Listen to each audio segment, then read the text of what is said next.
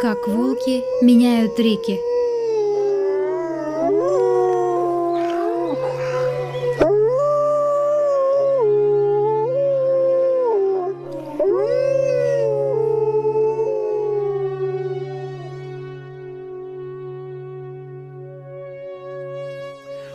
Одним из самых захватывающих научных открытий за последние полвека стало обнаружение широко распространенных трофических каскадов.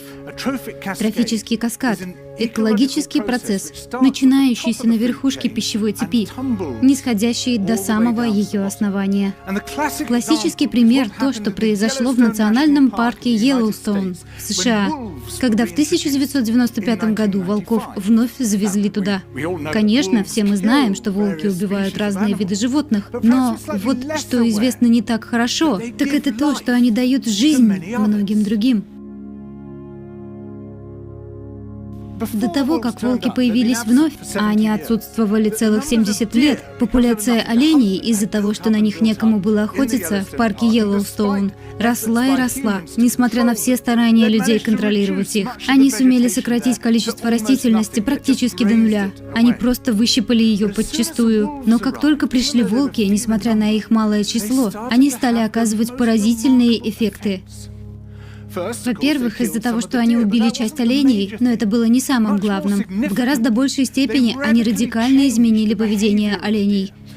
Олени стали избегать определенных зон парка, мест, где их могли выследить проще всего, особенно лощин и теснин. И сразу же эти места стали восстанавливаться. В некоторых районах высота деревьев увеличилась в 5 раз. Всего за 6 лет испорченные склоны лощин быстро заросли лесами из осин, ив и тополей. И как только это случилось, стали заселяться птицы. Число певчих и перелетных птиц начало резко увеличиваться. Количество бобров стало расти из-за того, что бобры любят есть деревья. А бобры, как и волки, являются конструкторами экосистемы. Они создают ниши для других видов. А запруды, которые они строят в реках, дают жилище выдрам, ондатрам, а еще уткам, рыбам, рептилиям и земноводным. Волки убили койотов, и в результате стало расти число кроликов и мышей, что означало большее число ястребов, ласок, лисиц, барсуков. Вороны и орланы спускались на землю, чтобы есть падаль, оставшуюся после волков. Медведи тоже ею питались, и их популяция начала расти. И отчасти причина этого роста в том, что в растущих кустарниках стало больше ягод. А медведи усилили влияние появления волков за счет убийства некоторой части оленят. И вот тут начинается самое интересное. Волки изменили ход рек. Реки стали извиваться, стало меньше эрозии, русла сузились, образовалось больше заводей, на них стало больше порожистых участков.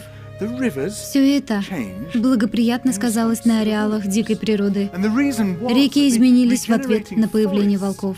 И причина была в том, что восстанавливающиеся леса укрепляли берега, уменьшая их осыпание. Таким образом, русла рек становились более постоянными. Похожим образом это сказалось и на лощинах. Вытеснив оленей из некоторых мест, они дали растительности на склонах лощин, где тоже была эрозия почв, восстановиться. Итак, небольшое число волков трансформировала не только экосистему национального парка Йеллоустоун, эту огромную территорию Земли, но также трансформировала ее физическую географию.